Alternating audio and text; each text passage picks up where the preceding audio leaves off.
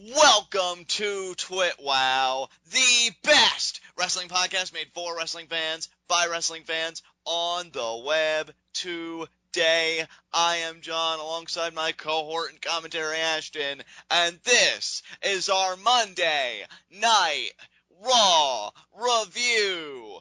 Live from the O2 Arena in London, England, this was an excellent show. Always love the English crowd. I think they only got on my nerves maybe 2 times the whole night, but all those other times they were epic. And why shouldn't they be? For me, this is a very fun Raw.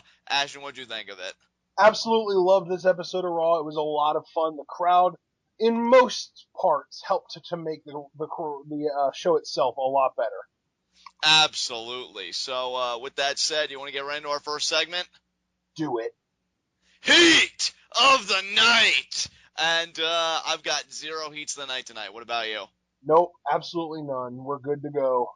So let us get right into our Monday Night Raw review. And we hear from the patriarch of the Wyatt family, Bray Wyatt. And this crowd was absolutely insane hot for this dude. They were singing without him even needing to lead them. And even though they didn't need him to, he still was compelled to lead them in the song. He's got the whole world in his hands, of course. It's basically his theme song at this point, even though I think his actual theme song is amazing and irreplaceable. And yeah, the London crowd was super into it. Bray just got an amazing reception. He talks about how we all lay down at night and our mind starts to tick and think about the bad stuff. And in our dreams, we're superheroes and we dream about payback. Just like that, we wake up and reality sets in. We go to the mirror, remember that we are not superheroes and we cannot fix everything. We bottle rage up and go on living our dismal little lives as if nothing is wrong. But, and this is my favorite part because he really freaked out here, everything is wrong! And Bray plans on fixing that. And he tells a story about a mean teacher he had who said that he would never be anything. Yeah, pretty much said you thought you were so much better than me, 'cause you had a degree that you waved in front of all of our faces. But I'm here now, Bray Wyatt, speaking to all of you while she's in some retirement home, living over and over her lost opportunities in the life gone by. And it was absolutely brilliant. I've said it over and over again, people. You could probably make a playlist over all the times I've said it. Bray Wyatt, to me, is not just the best heel promo cutter right now. I think he's the best promo cutter right now, period. Oh, no doubt about it, dude. Ever since Punk left, Bray has been firmly in the driver's seat of that competition. Absolutely. And to be perfectly honest, I even felt like Punk stuff, even before he left, was starting to be watered down a little bit, and Bray overtook him even then. I mean, towards the tail end of Punk's run, he was just not feeling. He was basically phoning it in. Right.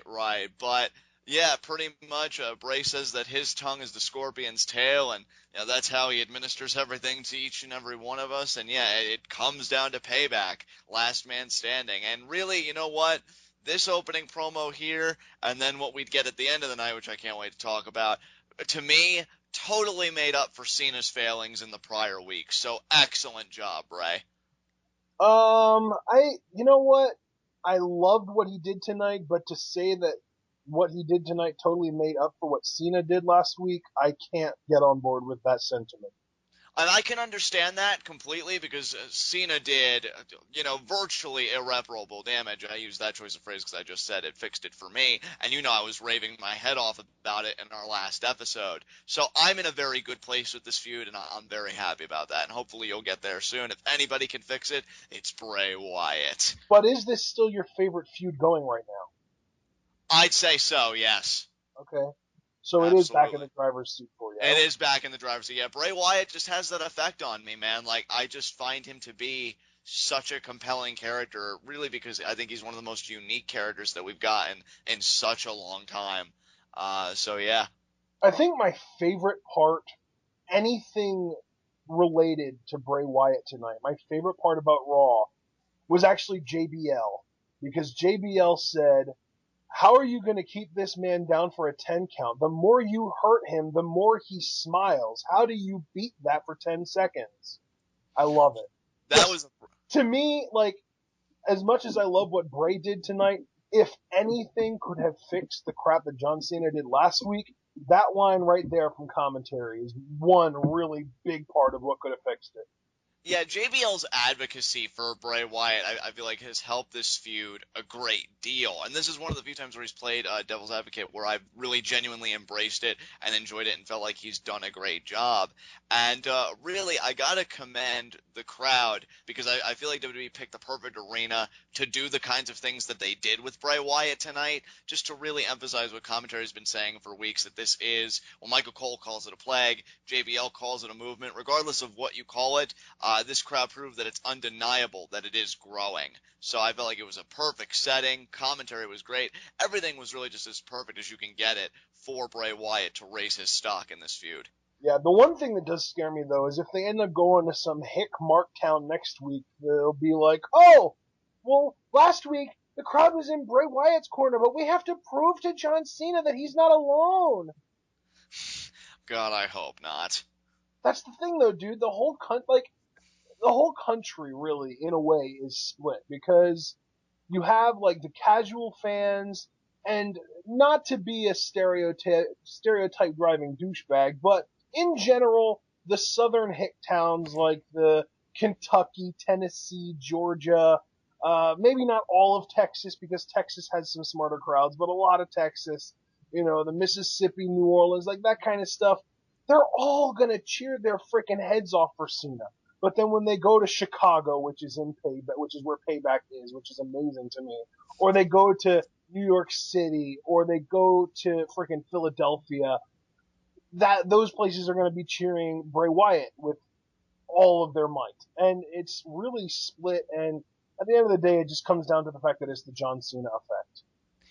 Yeah, well, you know what? Even if you're right, I'll just smile in the face of it because it's like Bray Wyatt said in his promo last week. At Payback, when he beats John Cena in their last man standing match, John Cena really will be all alone. Alone with his thoughts and alone with his failure. But the problem with that is we're assuming that Bray Wyatt is going to beat John Cena 2 pay-per-views in a row. How likely is that? I believe, dude. I think he's going to do it. Wow. Yeah. All right, I'm just going to leave it at that. Let's go ahead and move on here then. We start the show off match-wise with Cesaro versus Sheamus, but really, the real show here was the pre-match promo from Paul Heyman. This was absolute gold. Absolutely. Paul Heyman is absolutely brilliant at working a crowd. While we're on that vein, I just want to mention as an aside very quickly, Paul Heyman does have a DVD coming out that Ashton made me aware of. Looks like it's going to be super legit, so I'm excited for it. And yeah, Heyman worked this crowd brilliantly because they really seem to be in Cesaro's corner, pro Cesaro and pro Heyman. Because he was about to say that my client, Brock Lesnar, and then he was about to do all that, but then the crowd finished it up for him. So he's like, well, let me just make something clear to you. We're the stars, and you're the wannabes. And then he tried doing it again. He started the promo off with that line. Yeah. That was the first thing that he said. Like, he said that before the fans even tried finishing his catchphrase for him. He was just straight out like, screw you people, stop trying to hijack my show. And then he went for it, and they did it anyway. Like, that makes it even more epic to me. Right. And that's right, because then, like, he just kind of got this look on his face, like he was smiling to himself, like, okay, if that didn't work, he's like, well, try this on for size, and then he lays on the ground, and then he's like, what am I? And he's like, I'm the Undertaker at WrestleMania, and I love it. I love that he put a fresh coat of paint on it. I feel like that definitely keeps it fresh. If Cesaro is eventually going to turn face and turn on Paul Heyman, which you and I both said we think is going to happen, I think a lot of people think it's going to happen. It's going to be so epic the day that he cuts Paul Heyman off and either tells him to shut up or just comes back with a line of his own. So he keeps drawing him up, builds Cesaro up, a little bit, pretty much saying, won the Andre the Giant Memorial Battle Royal, and he's going to win tonight, and he has a match, non-title match, against the United States champion, Sheamus. I think my favorite line from this promo was when Heyman said that he came right out and said Sheamus will be emasculated by Cesaro tonight. Like, how much more of a shots fired moment can there be in wrestling? Absolutely no. That was epic stuff by Paul Heyman. I'm loving this pairing between him and Cesaro. I think some people had some fears that it was going to end up potentially like Ryback and Curtis Axel, but I feel like Heyman's given him perfect representation, and Cesaro's absolutely been on fire. Much like this match, this was a very fun, very engaging opening match. So much so that it kind of left you and I perplexed that given the setting of England, why this wasn't the main event. I almost have to wonder, though, if at the main show, maybe this did main event, and then because it was a taped show, they edited it to put this back towards the middle so that the Americans could see Bray Wyatt and Cena go on last. You know what I mean? Right, right. I see I what don't you're know. saying. Maybe they used a little editing trick. Maybe they were just ignorant and put this match on in the middle of the card, or really as the curtain jerker, if you want to be technical about it. And just maybe they did it to get heat versus. I don't know. Maybe I don't even know what to say about it. It's just a silly decision in my opinion. But regardless, I will say this: I love the way they're treating Cesaro from a booking standpoint because yeah, he is a purebred heel because he is a douchebag on the mic. He's got the ultimate douchebag manager, Paul Heyman, backing him up. But when he gets in that ring, he is pure 100% babyface and makes people love him. Dude, this match started with people on Sheamus' side because of the Heyman promo before the match. And about halfway into the match, you started to realize that the tides had turned and everyone was behind Cesaro. Just as it should be. But no, I really enjoyed this match. These guys have tremendous chemistry with each other. I thought their match on main event was really something special, and this match really was no different. Some great moments here. I liked how they had one sequence where Cesaro tried charging at Sheamus in the corner, but Sheamus kicked Cesaro's leg out from underneath him, and then he tried doing like the skin in the cat on the top rope, and he goes for the shoulder block, but Cesaro catches him with the Swiss Death. That was a great sequence. You had Sheamus get his, we prefer to call it the Irish hand grenade, but it's now known as the 10 beats of the Bowrin, which he made look brutal. Just a lot of great in-ring. Oh, we got an apron flex, which you popped nicely for, and so did Dude, I. that was, Cesaro has officially set a new standard for himself because up until tonight, the most weight that he had ever apron plexed was Jack Swagger, and Swagger is only about 245, maybe 250. Sheamus comes in at closer to like 275, 270, that range. So like Cesaro just keeps one up. Next thing you know, he's gonna freaking do it to Batista or something. Like he's insane. Dude, Cesaro is a freak. I've watched videos of his workout regimen. I've never really seen anybody more legit. And yes, I've seen Cena work out as well, and I kind of group him in that camp. Cesaro is just another specimen of man altogether. That being said, yeah, again, some great back and forth moments here. The match ends with Heyman actually being a bit proactive, a bit more involved. Gets on the apron, takes off his jacket, kind of pulling a Ric Flair there. I thought Sheamus might have bro kicked him or done something, but he wasn't able to lay his hands on Paul because Paul quickly escaped. But then Cesaro snuck from behind and got a bridging German suplex for the 3 count. And at that, it was a deadlift bridging German suplex because Sheamus put literally no effort into that move. So we refer you back to point A. Cesaro's a freaking monster. Yeah, I thought you were just going to stop at freak. Cesaro's a freak. But no, you kept going, and it somehow got even more apropos than if you had just stopped at freak. Yes, Yeah, he is a freaking monster.